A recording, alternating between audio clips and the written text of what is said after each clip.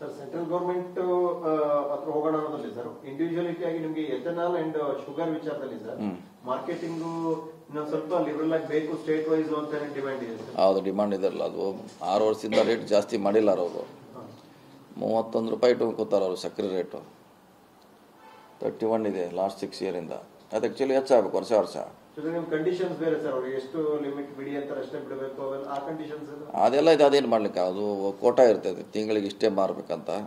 ಅದೇನು ಮಾಡ್ಲಿಕ್ಕೆ ಆಗಲ್ಲ, ಅದು ಇದ್ದೇ ಇರ್ತೈತೆ. ಈಗ ಸೆಂಟ್ರಲ್ ಅವರೇ ತೀರ್ಮಾನ ಮಾಡ್ಬೇಕು ಸರ್ ಸಕ್ಕರೆ ಎಲ್ಲ ಸೆಂಟ್ರಲ್ ಇದರಲ್ಲಿ ಏನು ಸ್ಟೇಟ್ದು ಏನೂ ಇಲ್ಲ, ಎಲ್ಲ ಸೆಂಟ್ರಲ್ ಅವ್ರು ಮಾಡ್ಬೇಕು. ಅದಕ್ಕೆ CM ಅವ್ರಿಗೆ ಅಲ್ಲಿ ಪತ್ರ ಬರೆದಾರೆ ಪ್ರಧಾನಮಂತ್ರಿ ಅವರಿಗೆ ಟೈಮ್ ಕೊಡುತ್ತಾ.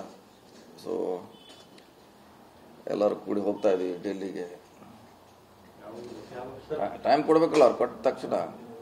ಸರ್ ಎಥೆನಾಲ್ ಹೆಚ್ಚುವರಿಗೆ ಜೊತೆಗೆ ಇದ್ರದ್ದು ಎರಡರದ್ದು ಪರ್ಮಿಷನ್ ಕೊಟ್ಟರೆ ಒಂಚೂರು ಸುಧಾರಿಸ್ಕೋಬೋದಲ್ಲ. ಅದು ರೇಟ್ ಹೆಚ್ಚಾದ್ರೆ ಎಥೆನಾಲು ಹೋದ ಸಲ ಜಾಸ್ತಿ ಕೊಟ್ಟಿದ್ದಾರೆ ನಮಗೆ, ಈ ಸಲ ಕಡಿಮೆ ಕೋಟಾ ಕೊಟ್ಟಿದ್ದಾರೆ. ಅದನ್ನಾರು ಕೊಟ್ಟರು ಕೂಡ ಎಷ್ಟೋ ಅನುಕೂಲ ಆಗ್ತದೆ. ಕೋಟಾ ಕಳೆದ ವರ್ಷದ ಕೋಟಾ ಕೊಟ್ಟರು ಸಾಕು. ಸೊ ಅದು ಕೂಡ ಸರಿ ಬಹಳಷ್ಟು ಕಡಿಮೆ ಮಾಡಿದ್ದಾರೆ. ಕಾಕಂಬಿ ಇದರಲ್ಲಿ ರೈತರು ನಮಗೆ ಕಾರ್ಖಾನೆ ಮಾಲೀಕರು ಕೊಡಲ್ಲ ಅಂತೇಳಿ ಆರೋಪ ಇತ್ತು, ಅದು ಕ್ಲಿಯರ್ ಆಗಿದೆಯಾ? ಅದೆಲ್ಲ ಸುಳ್ಳಾರ. ಅದೆಲ್ಲ ಇದನ್ನೆಲ್ಲ FRP ಮಾಡಬೇಕಾದ್ರೆ ಇದನ್ನೆಲ್ಲ ಸೇರಿಸಿ ಇದನ್ನೆಲ್ಲ ನೋಡಿ ಅವ್ರ ವೆಚ್ಚು ರೇಟು ಎಲ್ಲ ನೋಡಿನೇ ಸೆಂಟ್ರಲ್ ಗೌರ್ಮೆಂಟ್ನವ್ರು ಮಾಡಿರ್ತಾರೆ.